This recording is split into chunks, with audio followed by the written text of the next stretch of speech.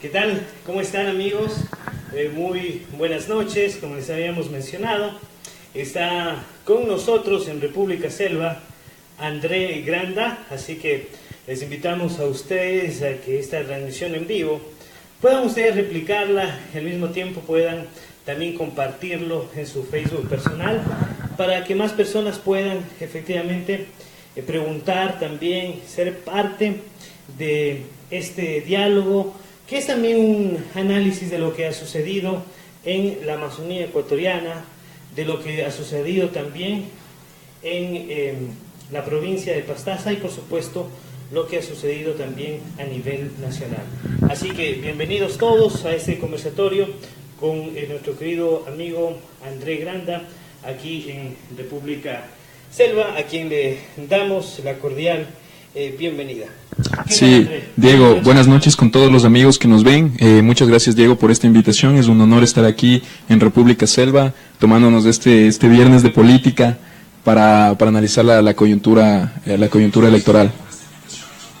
Sí, bien, creo que ya está. Estamos listos aquí para compartir con la gente, efectivamente, saber que ustedes nos puedan compartir. Muy bien, estamos listos ahí.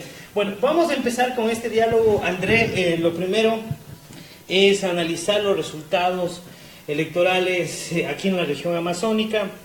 Hacíamos nosotros una revisión detallada y vemos que Guillermo Lasso gana en la región amazónica, a excepción de la provincia de Sucumbíos, de donde es, por cierto, el candidato a la presidencia, Lenín Moreno. ¿Cuáles son los factores que tú podrías analizar, André? ¿Por qué Alianza País pierde en la región amazónica, pierde en parte de la región interandina, pero logra un gran apoyo en ciertos sectores de la costa ecuatoriana?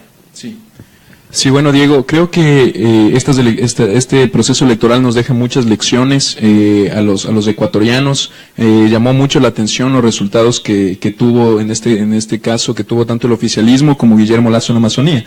No olvidemos que no estamos hablando de los resultados de segunda vuelta, sino en primera vuelta con 8 candidatos presidenciales, en los que Guillermo Lasso, por ejemplo, el caso aquí de Pastaza, Napo, gana con más del 55% de los resultados. Entonces, Pastaza y Napo son las provincias donde menos porcentaje de votos logra Alianza País. Exactamente, sí. Entonces es significativo que de cinco de las 6 provincias amazónicas, Alianza País es derrotado contundentemente. Ahora, ¿por qué en el caso de Pastaza y Morono Santiago los resultados han sido totalmente adversos para Alianza País? ¿Cuáles son esos factores? Sí. ¿Qué es lo que ha pasado en estas provincias para que la gente al final decida votar por Guillermo Lasso? Claro, yo creo que se debe a varios factores, ¿no? Tomando en cuenta, yo creo que primero hay que ser claros de que Rafael Correa, por ejemplo, en el caso de Pastaza, Rafael Correa nunca tuvo resultados aquí, digamos, triunfadores, ni siquiera en su mejor momento. Es decir, Alianza País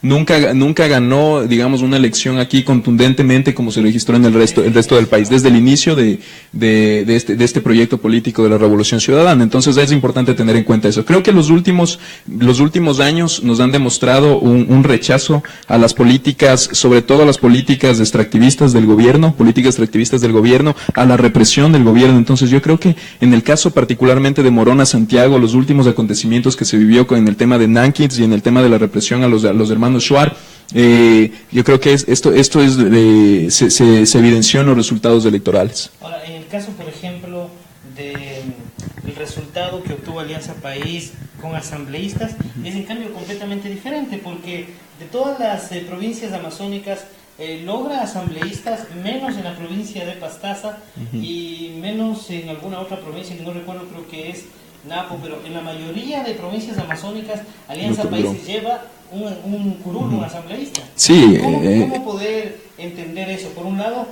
la gente de la Amazonía no votó por Lenín Moreno, pero sí votó por sus candidatos a la asamblea. Sí. Algunos dicen incluso que es sospechoso. Bueno, hay la teoría de que esto es muy sospechoso. Por ejemplo, en el caso de Napo, ¿cómo se puede explicar de que Guillermo Lasso gana con más del 55%, pero no entra el asambleísta de Creo y entra el asambleísta de Alianza País y la segunda asambleísta de Alianza País? Pierde Guillermo Moreno, el hermano de Lenín Moreno, pierde en Napo y entra la candidata de apellido Cerda. Entonces, también Napo, Morona Santiago, pero hay la teoría, ¿no?, de que puede ser fraude. Yo tal vez me iría más que nada por otra teoría, tal vez yo lo puedo explicar con el tema de las estructuras.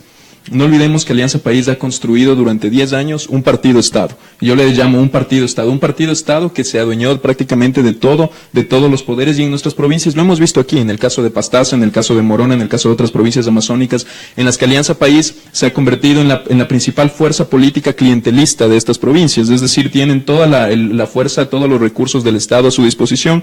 Entonces, utilizan estas viejas prácticas de la partidocracia que tanto criticaron, la utilizan ellos a su favor. Ahora, en el caso de la provincia de Pastaza, obviamente no hay ningún candidato de Alianza País que ganó la Asamblea Nacional, pero van un candidato por un lado que es obviamente afín a Guillermo Lasso, de hecho es de Suma, hubo una alianza al inicio de la campaña, pero por otro lado hay un candidato suelto que no tuvo candidato a la presidencia de la República, me refiero a Raúl Tello Benalcázar.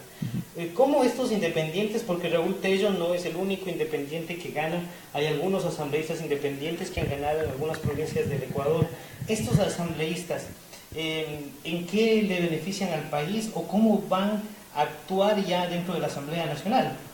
Sí, como te decía, yo creo que cada provincia tiene su situación política particular. Cada provincia, cada región también se demuestra una situación política particular. Si no estoy equivocado, hay 3 o 4 asambleístas de movimientos locales, creo que son 3 asambleístas, de los cuales uno de ellos es de aquí de la provincia de Pastaza, el Movimiento Unidos por Pastaza. Digamos, yo me ratifico una vez más en el tema de las estructuras. Creo que la victoria de este movimiento local se debe en sí a estructuras locales que han sido construidas durante varios años de estos movimientos políticos locales, y a figuras, digamos, fuertes en el ámbito local, no necesariamente alineadas a un candidato presidencial ni a, digamos, la coyuntura política nacional, sino más a figuras locales y más a temas locales. Entonces yo creo que por ahí se explicaría, digamos, de manera resumida la victoria del candidato local aquí de Pastaza, y creo que estos movimientos locales tienen un desafío en la próxima asamblea. Si bien es cierto, la próxima asamblea, Alianza País conserva una mayoría de 75 asambleístas hasta donde se registró el conteo, es decir, se podría resumir que Alianza País va a mantener el 50% más 1 de la asamblea, creo de Guillermo Lasso se lleva un 25% de la asamblea, y el 25% restante se lo llevan entre el Partido Social Cristiano y el resto de fuerzas de oposición. Entonces, un voto en esta próxima asamblea, un voto va a marcar la diferencia. Claro, en el caso, por ejemplo, de Raúl Tello, el voto de él será tan importante porque permitirá viabilizar también la gobernabilidad en el caso de Guillermo Lasso. Pero ahora, ¿qué tan perjudicial tú le ves que todavía Alianza País tenga mayoría en la Asamblea Nacional? Tú estuviste trabajando en la Asamblea Nacional un tiempo y sabes lo importante que es tener mayorías para poder viabilizar los proyectos del gobierno nacional. ¿Cómo va a ser esta nueva Asamblea?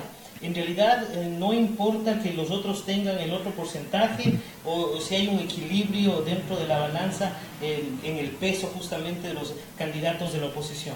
No, por supuesto, o sea, los que hemos vivido la experiencia de esta asamblea sabemos que es increíble, es lamentable que exista una sola fuerza política con una aplanadora, como les dicen, ¿no? 100 votos en los que el resto de fuerzas políticas no tienen nada que hacer, no pueden hacer nada. Entonces, en primer lugar, creo que esa experiencia es lamentable. Creo que esta asamblea que se viene es diferente. Si bien Alianza País va a conservar una mayoría leve, no es la mayoría absoluta, digamos, la mayoría aplanadora que tuvieron en la asamblea anterior. Creo que la próxima asamblea se va a parecer, no va a ser la asamblea de Gabriela Rivadeneira, sino que va a ser más parecida a la asamblea del Corcho Cordero. No olvidemos que la asamblea del Corcho Cordero también tuvieron mayoría, pero tuvieron que negociar con movimientos locales, con fuerzas de oposición. Entonces, la historia, André, porque justamente en la asamblea del Corcho Cordero estaba dentro también Henry Cugia. ¿Te acuerdas usted? Sí. Henry Cugia, asambleísta del Movimiento Unidos por Pastaza, y otra vez un asambleísta de Unidos por Pastaza va a tomar decisiones importantes dentro de la Asamblea Nacional.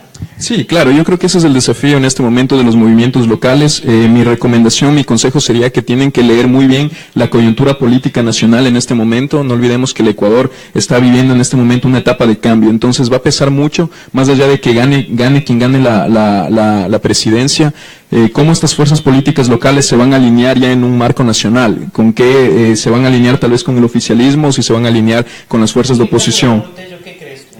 ¿Estará en la oposición o estará al lado del gobierno? Bueno, según lo que he escuchado yo en su discurso, yo creo que él estará más del lado de la oposición, ¿no? Porque ha tenido un discurso crítico con el oficialismo durante su campaña. Entonces, yo creo que lo coherente y sería positivo que se alinee con la oposición. Vamos a otro tema y antes de aquello vamos a saludar también a la gente que a través de Facebook se está conectando. Muchas gracias a la gente que ha compartido, a Patricia, bueno, a Pedro, a toda la gente, a todos los jóvenes, a toda la gente que está conectada a través de República Selva. Estamos con André Granda analizando qué es lo que va a suceder en la segunda vuelta. Sus comentarios, opiniones, sugerencias también son bienvenidas. Ustedes pueden escribir como comentarios y nosotros con muchísimo gusto vamos a leerlos. Vamos al otro tema. ¿Cómo ves que arranca la segunda vuelta? ¿Cómo ves que arranca esta campaña en la que efectivamente Guillermo Lasso y Lenín Moreno tendrá el país que decidir por uno de los dos binomios? ¿Cómo le ves?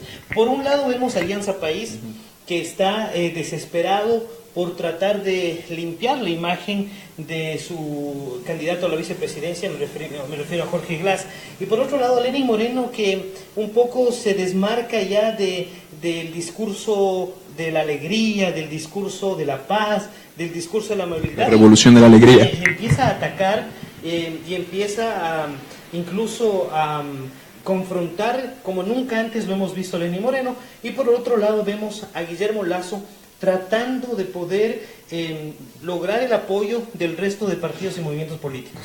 Sí, Diego, en primer lugar creo que todos queríamos una segunda vuelta, o la gran mayoría de ecuatorianos esperábamos una segunda vuelta. En primer lugar debo decir lo que estoy convencido de que Alianza País se disparó en el pie en la manera en cómo manejó los 3 días siguientes a los resultados del domingo 19 de febrero. ¿Por qué? Porque tú sabes que históricamente en nuestro país, cuando un candidato presidencial ganaba, por lo general en nuestra historia política siempre han existido la segunda vuelta.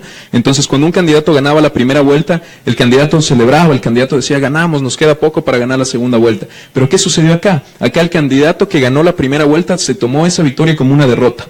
Es decir, dieron un mensaje perdedor en el que pelearon hasta el último momento para que no exista una segunda vuelta. Entonces yo creo que desde ahí ellos se enmarcaron como derrotados. Si bien es cierto, tenían 1 millón de votos más que el segundo candidato, Guillermo Lasso, pero de todas maneras el mensaje que dieron fue un mensaje perdedor. Entonces yo creo que eso ya un poco se queda en la mente de las personas, de los ecuatorianos, en que tienen miedo. André, es porque además es a lo mejor la segunda vez en la historia de la Revolución Ciudadana que van a una segunda vuelta.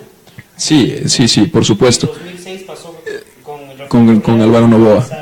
Sí, claro, pero de todas maneras durante los últimos 10 años los resultados electorales que ha tenido Rafael Correa han sido contundentes. Es decir, la última elección con 57% se llevaron 100 asambleístas. Entonces desde ya es significativo que después de 10 años y manejando todo el poder del Estado, Alianza País no haya logrado superar el 40%. Antes de eso, Diego, también hay un tema importante que yo creo que a futuro la próxima asamblea debería analizarlo, que es nuestro código de la democracia, que es hasta cierto punto inaudito el sistema electoral que se formó aquí en Ecuador, de que un candidato con el 40% y con más de 10% del segundo candidato gana en primera vuelta. Es decir, un candidato aquí puede ser presidente del Ecuador con el 40% de votos. Es decir, claro, con un 60% de ecuatorianos que han votado por otras opciones o que no han votado, es decir, el candidato ya obtiene la presidencia sin llegar al 50% del electorado. Lo que tú estás diciendo, Andrés, es que los que votaron, digamos, los que están en minoría, son los que finalmente terminan gobernando. Claro, por supuesto. Entonces, tal vez este fallo en el Código de la Democracia no se lo había analizado antes porque evidentemente Rafael Correa, digamos, nunca estuvo en una situación así, siempre sus triunfos fueron contundentes, pero yo creo que la próxima asamblea, los próximos legisladores deben analizar, porque en todos los países del mundo el presidente siempre se gana con el 50% más uno. Entonces, eso nada más quería comentarlo antes de continuar. Tomando en cuenta eso, ahora sí, continuemos con el tema de la segunda vuelta. Entonces, desde ya, es una derrota de que el candidato del oficialismo no haya logrado superar el 40%. Entonces, yo me imagino que para Rafael Correa, que ha tenido resultados contundentes, esto fue una derrota y se convenció él de que sin él, tal vez, su proyecto político no puede continuar. Él anunció exactamente que si la oposición logra ganar en la segunda vuelta, él estaría de regreso. Por supuesto, entonces. La propuesta de la muerte cruzada. Claro, luego dijo que era una broma, que Claro, yo creo que es más, Rafael Correa se ha caracterizado durante estos años por cada proyecto, cada cosa, cada acción que él ha emprendido, él siempre lo ha anunciado previamente. Es decir, debemos reconocerle que muchas acciones que ellos han hecho, ellos lo han advertido años o meses antes. Cada proyecto de ley han dicho, vamos a hacer esto, vamos a hacer las enmiendas, y lo han advertido. Entonces, para mí, no es un chiste lo que ha dicho Rafael Correa, para mí es una advertencia de la estrategia que ellos están planificando si es que Guillermo Lasso gana la presidencia. Y es lamentable porque yo considero que demuestra que Rafael Correa, después de 10 años en el poder, su calidad como demócrata es muy pobre. Entonces se demuestra que lo único que él quiere no quiere dejar el poder. Se demuestra que quiere que al próximo gobierno, al próximo presidente le vaya mal, porque no olvidemos que para que haya una muerte cruzada desde la Asamblea estamos hablando de una destitución del presidente. Es decir, ellos nos están advirtiendo de que si las cosas que el próximo presidente no les gusta a ellos van a destituir al presidente. No les importa que estamos atravesando una crisis económica, una crisis política, una crisis social, en la que necesitamos un gobierno que le vaya bien, por el bien de los ecuatorianos. La gente debe analizar este hecho porque si nos vamos el próximo año nuevamente a elecciones, a campañas electorales, no vamos a solucionar la terrible crisis económica que al final los ciudadanos es lo que quieren que se solucione. Sí, por supuesto. Entonces, como te decía, yo creo que un demócrata y sobre todo un patriota desea que al Ecuador le vaya bien y deseamos que a cualquier gobierno que venga, sea el gobierno que sea, le vaya bien, que el próximo gobierno le vaya bien. Entonces, las declaraciones de Rafael Correa de que en un año van a hacer la muerte cruzada, van a destituir al presidente y llega él, vuelve como Mesías a salvar al país, nos demuestran una vez más esta categoría. Yo les digo, ellos creen que tienen la verdad absoluta, se creen dueños de la verdad absoluta, se creen que ellos llegaron a refundar la nación, a refundar el país y que son los únicos capacitados para gobernar de aquí indefinidamente. Es decir, no tienen en verdad, no creen en la democracia, no creen en la alternancia. Entonces, Rafael Correa cree que es el Mesías que vendrá de aquí en un año a salvar al país. Entonces, es lamentable y una vez más yo creo que incluso no sabemos qué va a pasar si es que llegara el caso de que ganaría Lenín Moreno la presidencia. No olvidemos, yo creo que para Rafael Correa será muy difícil irse tranquilamente a descansar en Bélgica, olvidarse del país que ha gobernado 10 años, entonces yo asumo que pase lo que pase, Rafael Correa tiene intenciones de volver al poder. Bueno, también hay que recalcar que ha habido fricciones también entre Lenín Moreno y Rafael Correa, incluso en algún momento Lenín Moreno de la primera campaña, de la primera vuelta, decía Lenín Moreno, aquí el presidente voy a ser yo voy a tomar las decisiones, como tratando también de separar el estilo confrontativo de Rafael Correa, pero vemos en esta segunda vuelta que en cambio hay ese ánimo de confrontar. De hecho, frente a algunos manifestantes que lanzaron latas de atún a la sede de Creo en la ciudad de Quito, él decía que eso es la libertad de expresión, un poco justificando también estos hechos que aunque sean pequeños van generando luego un ánimo de violencia. Recuerda Venezuela en qué situación y en qué estado de violencia política se encuentra. Ahora, Guillermo Lasso es la solución, André, para los problemas del país. Él tiene la capacidad de poder lograr un consenso con los sectores sociales, con los sectores de izquierda, de centro, de derecha, o en realidad le ves algún problema a Guillermo Lasso. ¿Cuáles son los pros y los contras de Guillermo Lasso en el caso de ganar? Sí, bueno, Diego, antes de contestarte nada más quiero mandar un saludo a los amigos que nos están comentando. Quiero mandar un saludo a Rolo, a Mario, mi padre, a Jorge. Gracias por escucharnos, gracias por ver, y a todos los amigos que están compartiendo esto. Sí, por supuesto, gracias por compartir, que se tomen la molestia de compartir un viernes por la noche, un viernes de política. Entonces, gracias y un saludo para todos. Volviendo a la pregunta, Diego. En primer lugar, topaste varios puntos, ¿no? En primer lugar, el odio.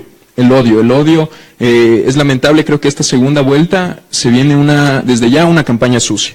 Una campaña sucia. Me atrevería a decir de lado y lado es posible, pero lo que he visto en estos primeros días ha sido una campaña sucia de parte de Alianza País, de parte del oficialismo. ¿Cómo es posible que se justifique y se legitime como libertad de expresión el lanzar latas de atunes? Es decir, o sea, los ciudadanos hoy tenemos que tener cuidado de criticar al gobierno porque nos pueden lanzar una lata de atún, y que se justifique esto desde el candidato presidencial del oficialismo. Entonces yo creo que se ve una campaña de odio que fue justificada por el mismo presidente de la República, Rafael Correa. Entonces yo quiero decir que en realidad no nos sorprende tampoco, porque el populismo, el proyecto político de Rafael Correa se ha sustentado durante estos 10 años en dividir. en crear odio, en fomentar el odio entre la sociedad, entre dividirnos entre buenos y malos, ricos y pobres, entre pueblo y no pueblo, oligarquía y pueblo. Entonces, esto se sustenta en ahí el principio, se llama el principio smithiano de la política, que la política, la base de la política es la concepción entre amigo y enemigo. Entonces, Rafael Correa, los populistas del socialismo del siglo XXI, han hecho política de esta manera, durante 10 años, dividiendo al pueblo con un enemigo. Incluso cuando no han tenido enemigos, han tenido que crear el enemigo. Entonces, si bien Lenín Moreno en un principio de su campaña intentó diferenciarse de esto, el mismo Rafael Correa llegó a decir que él es el príncipe guerrero y que Lenín Moreno es el rey sabio.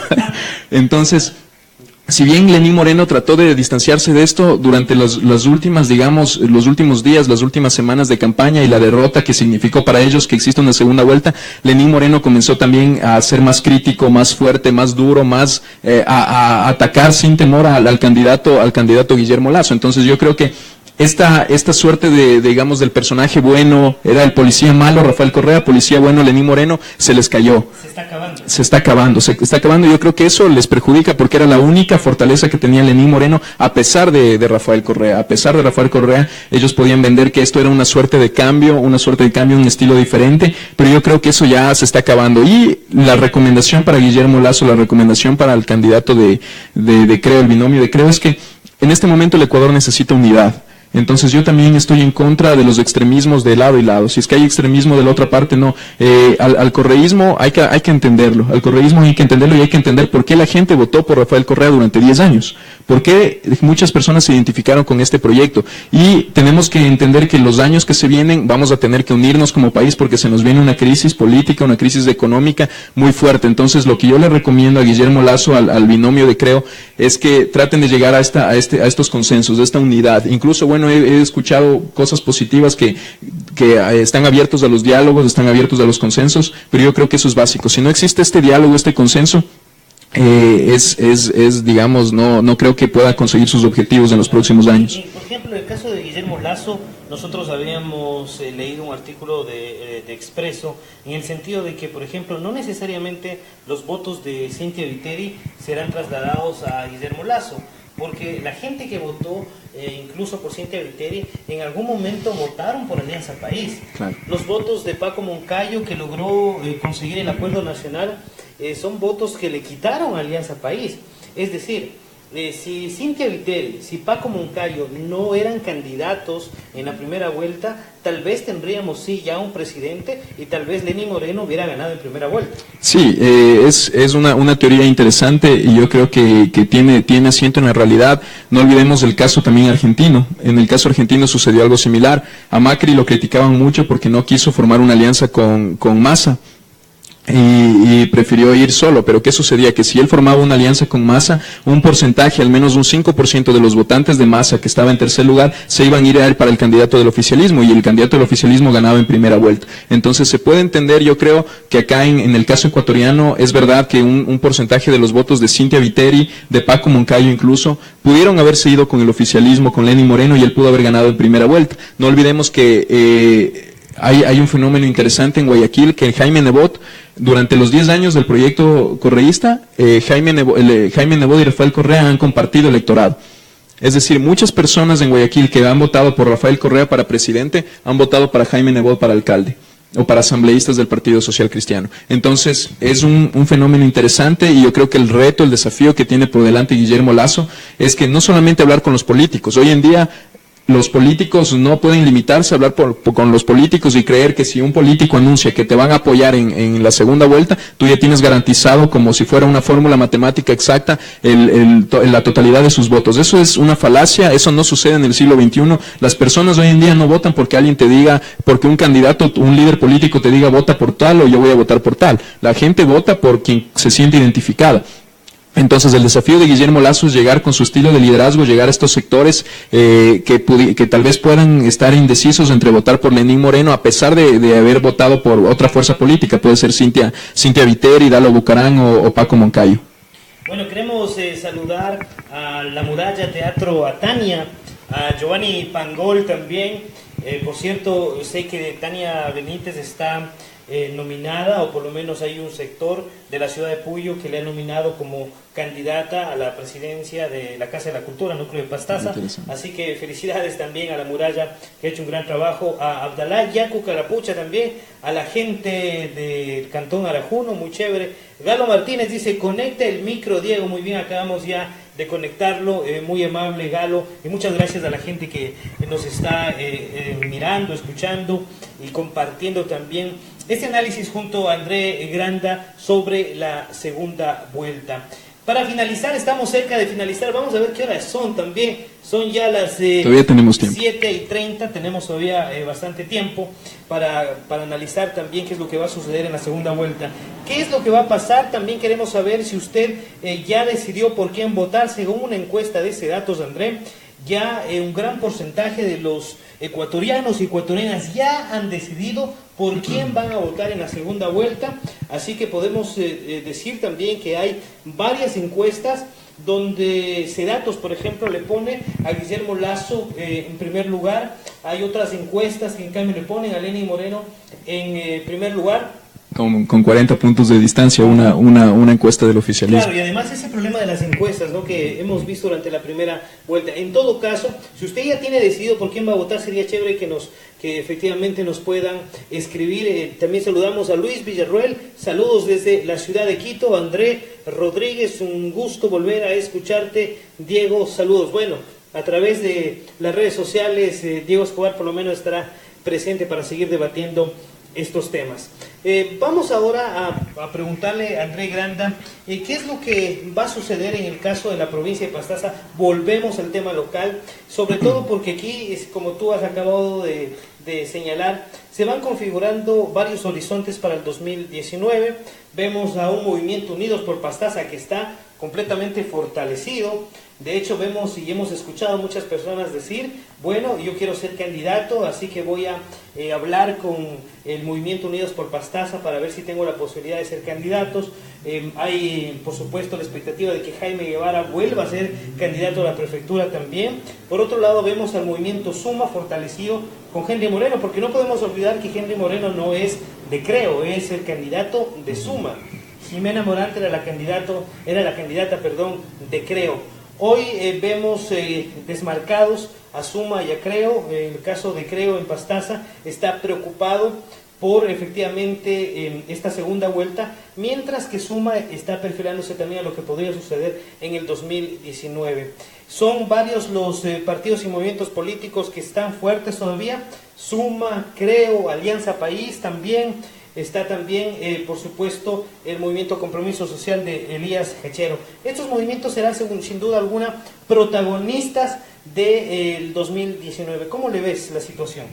Sí, creo que, bueno, en primer lugar, muchas fuerzas políticas están, sí, con los ojos puestos en el 2019, ¿no? Las candidaturas a prefecturas, a alcaldías, a fuerzas locales.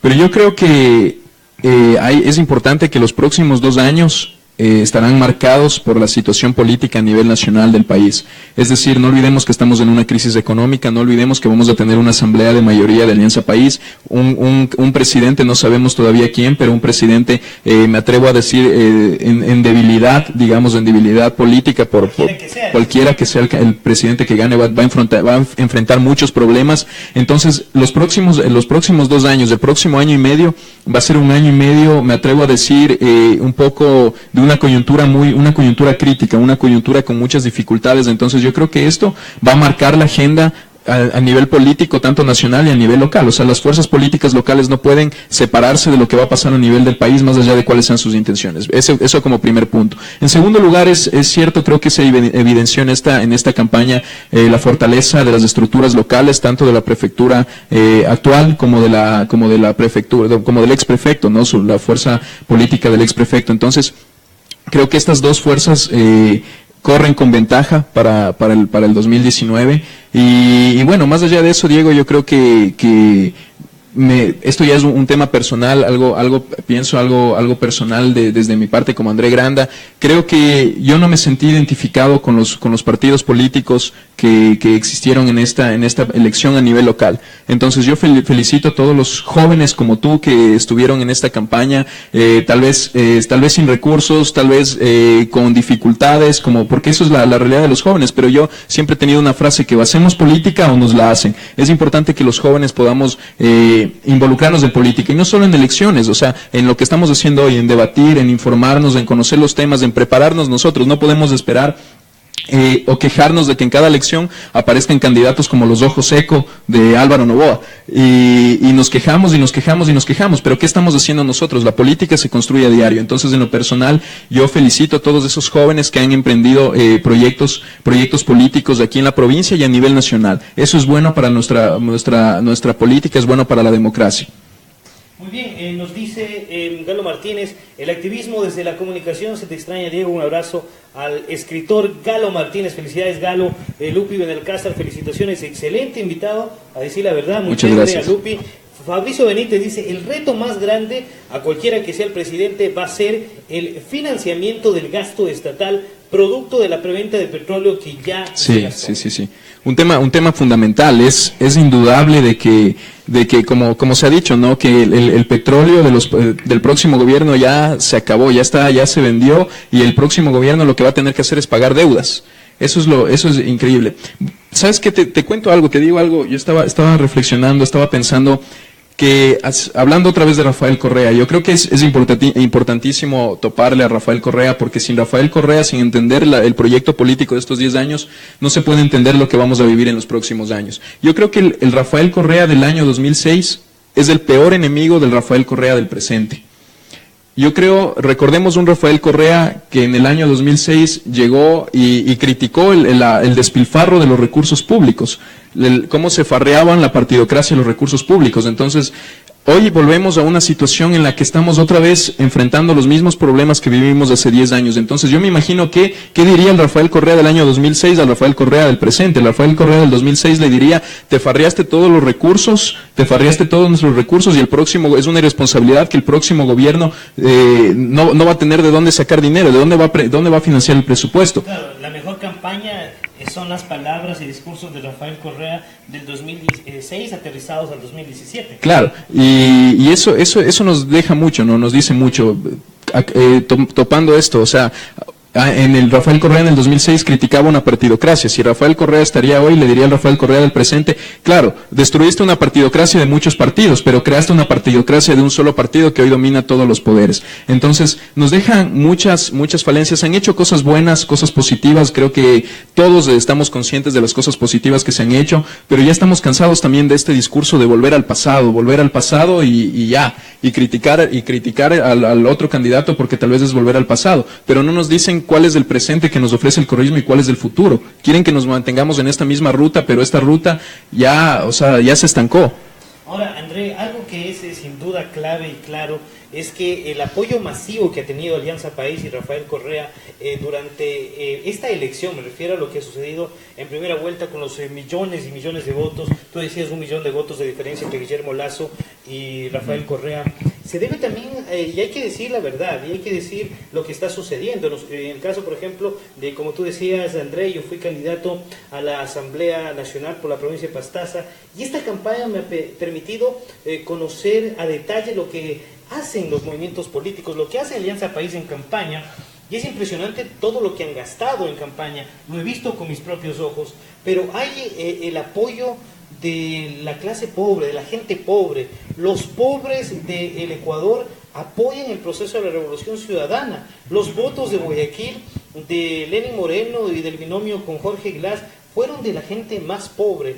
Ahora, la gente más pobre le conviene que siga Alianza País, le convienen estos programas de subsidios, de que el bono de 50 se suba a $150, de que se les entregue viviendas, de todo este aparataje que tú decías, no es otra cosa más que el populismo del siglo XXI.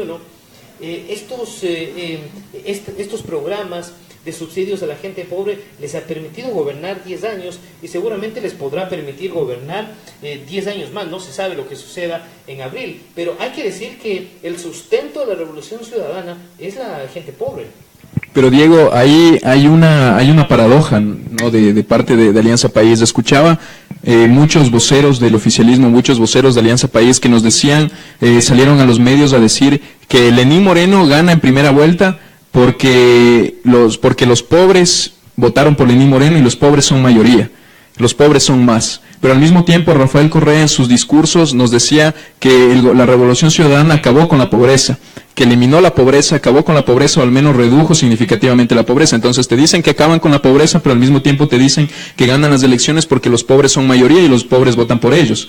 Entonces hay una paradoja, ¿no? Hay una paradoja. Y yo creo que a la final hay algo cierto, es que el país está muy dividido en este momento. Estamos divididos porque el proyecto, como les decía, el proyecto del correísmo se ha fundamentado en dividir a la sociedad, en dividir familias por política. Es increíble que hoy en día las familias se peleen o las familias estén divididas por política porque unos apoyan al oficialismo u otros apoyan a la oposición y hay peleas fuertes en familia. Eso no se ha visto jamás en el país, ¿no? Si bien es cierto, cada uno ha tenido una posición política, pero se han marcado.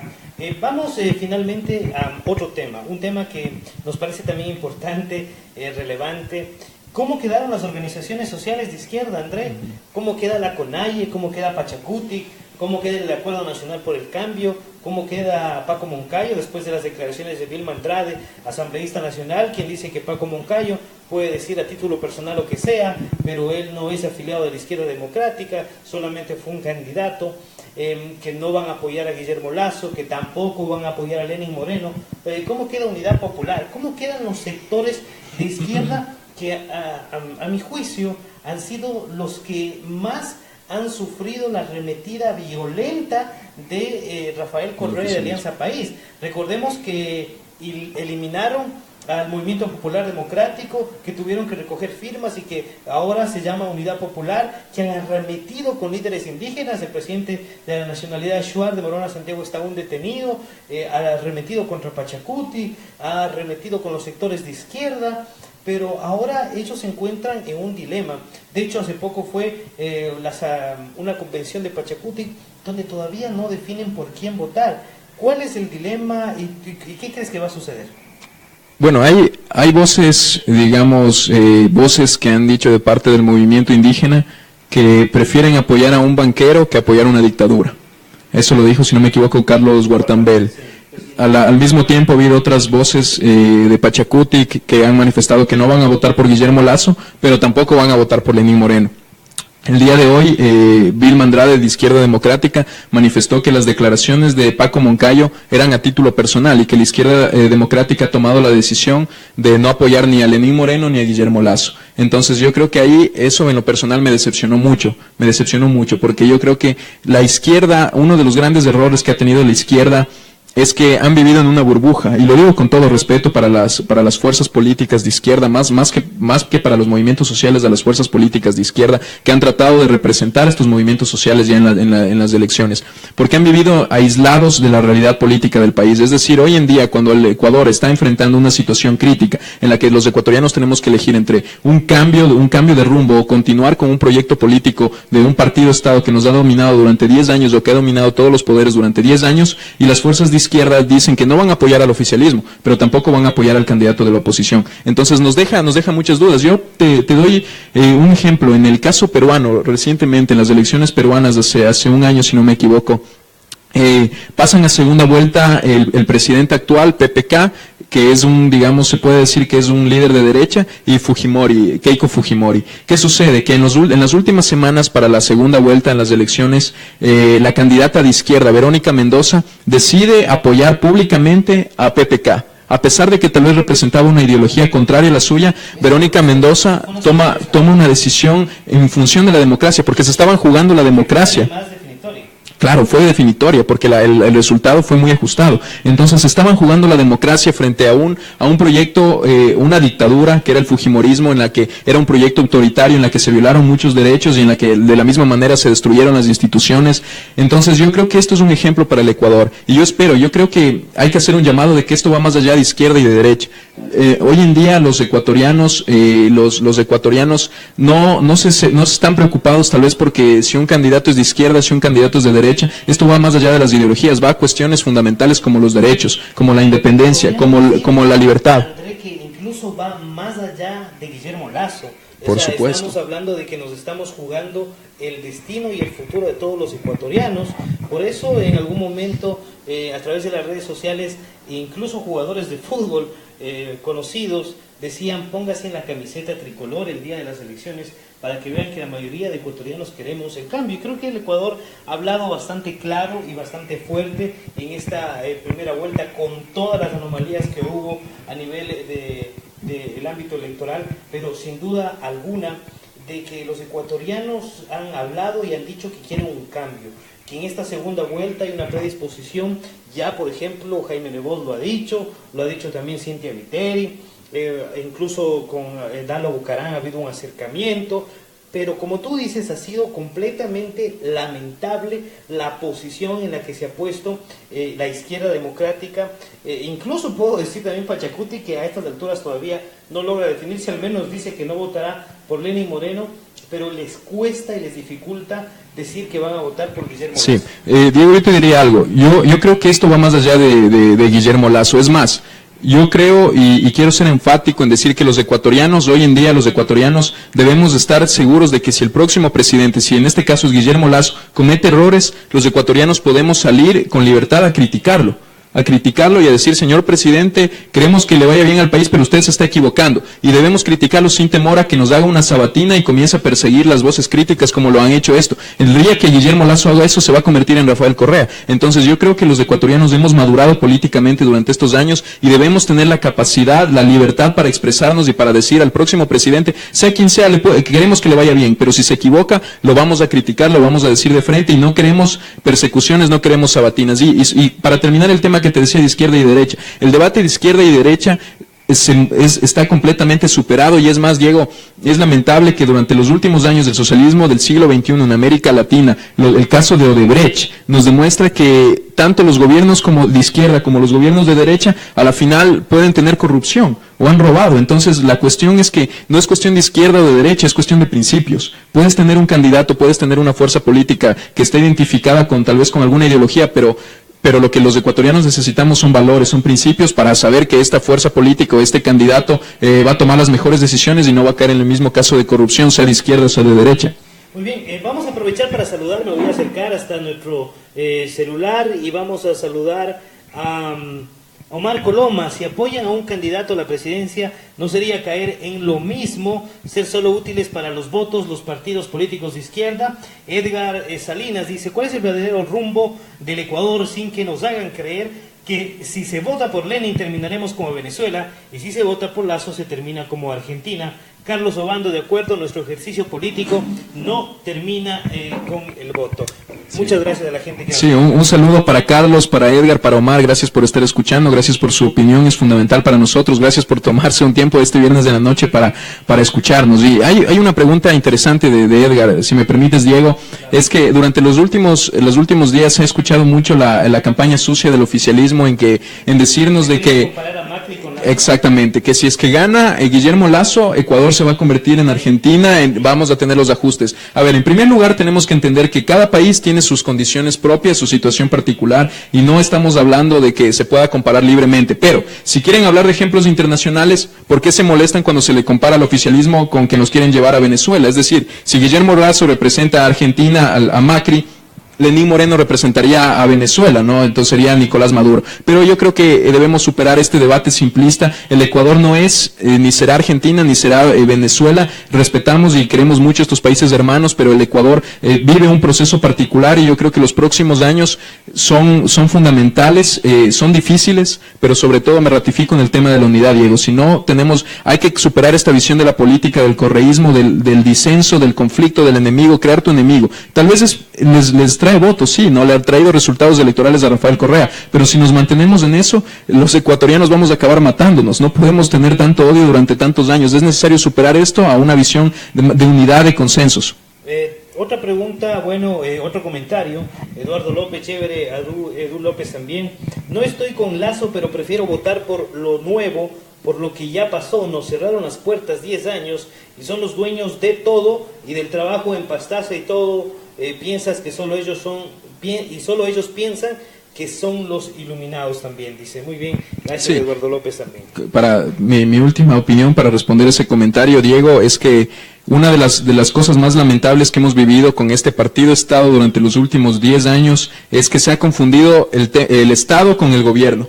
Es decir, se cree hoy en día que el gobierno, de por sí, el gobierno debe adueñarse del Estado. Es decir, si tú tienes la intención de servir a tu país y tú quieres trabajar en el sector público, quieres ser servidor público porque quieres servir a tu país, no puedes hacerlo. ¿Por qué? Porque hacerlo implicaría afiliarte tal vez al partido de gobierno, ser militante del partido de gobierno, salir a marchar. Y yo creo que esto es lamentable, porque hay que entender que debe diferenciarse lo que es Estado de lo que es gobierno. Si bien el gobierno va a administrar el Estado, no es lo mismo. No es lo mismo y espero, no sabemos qué va a pasar en el próximo gobierno, pero espero que sea quien sea el presidente, se trate de superar esta visión. Muy bien, queremos agradecerles a toda la gente que están conectados. Son 19:50. Saludos a la gente desde la ciudad de Quito también. Recuperar la institucionalidad del Estado, independencia de poderes, para poder tener contrapesos y no ser juez y parte es un paso importante. Bueno, yo nada más quiero agradecerle a André Granda en este conversatorio político a través de República Selva, en este Facebook Live que hemos organizado en este viernes, para que ustedes, amigos que siempre están pendientes de República Selva, puedan también reflexionar, puedan analizar cuál es el rumbo que va a tomar el país si ustedes apoyan a algún binomio, ya sea del gobierno o al otro binomio que sea de la oposición. Lo más importante es también, en el caso de la región amazónica, debatir, y será otro conversatorio con André Granda, sobre los desafíos sociales, económicos, políticos, ambientales de la Amazonía ecuatoriana, porque lamentablemente las estadísticas no nos favorecen. En estos últimos 10 años, la región amazónica es la región más pobre del país. Las cifras más altas de desnutrición crónica infantil las vive no solamente Pastaza, sino la región amazónica. Es decir, 40 años de explotación petrolera no han servido para sacarnos de la pobreza. 10 años de la revolución ciudadana tampoco han permitido sacarnos de la pobreza, y por eso Alianza País pierde en la región amazónica, y que será motivo también de otro debate. ¿Algo más que tú quieras agregar, André, para cerrar este Facebook Live? No, sí, Diego, encantado de volver a debatir el tema de la Amazonía, que lo considero fundamental. Me encantaría de volver a tu programa a conversar sobre específicamente sobre nuestra querida Amazonía. Y nada más agradecerte, Diego, por esta invitación, felicitarte por tu programa, felicitarte por República Selva. Y nada más agradecer también a los amigos que nos han visto, que nos han escuchado durante esta noche, durante este viernes. Yo le ratifico una vez más la invitación. Yo estoy convencido de que nosotros debemos preocuparnos de hacer política. No olviden que hacemos política o nos la hacen. No es cuestión de acordarnos de la política solamente en época de elecciones, sino de informarnos, de prepararnos día a día, porque esto nos afecta aún en las cosas más pequeñas. Entonces, no olviden que el precio de desatenderse, como decía Platón, desatenderse de la política es ser gobernado por los peores hombres. Entonces, gracias, Diego, por esta invitación, y saludos a todos, amigos. Muchas gracias también por haber compartido este Facebook Live, que quedará grabado para ustedes.